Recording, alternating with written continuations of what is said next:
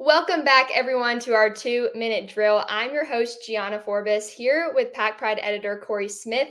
Cory, I know we're a little ways away from football season, but we got to talk about the 2024 NC State schedule. Now, it looks a little different this year. First, NC State is going in week 2 to Charlotte to play Tennessee on the road at a neutral site. But then in week 4, they have to head to Death Valley, where all dogs go to die, to play Clemson. What do you think about this football schedule? What are your thoughts, and how do you think NC State is going to do this year?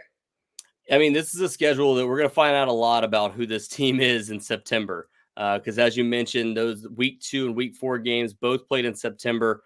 By September 21st, NC State will have already played 2 top 25 opponents, one at a neutral site, one on the road in Tennessee and Clemson.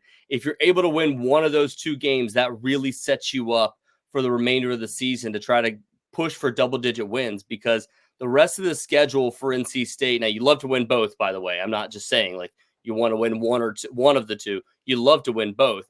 But you look at the rest of the schedule, the non-conference schedule outside of Tennessee, not great for NC State. It gives them a chance to go at least 3-1 in non-conference play, if not 4-0. And then you get Wake Forest and Syracuse at home.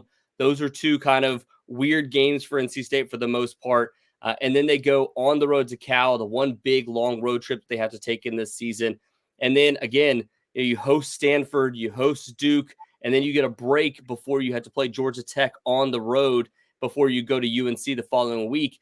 The breaks kind of work out for NC State, where you have a bye before Georgia Tech, and then you have 9 days to prepare for UNC at the end of the season. So those are going to be 2 of the tougher games at the end of the year for NC State, and they really, really get a chance to be able to kind of backload this schedule where they can get a bunch of wins.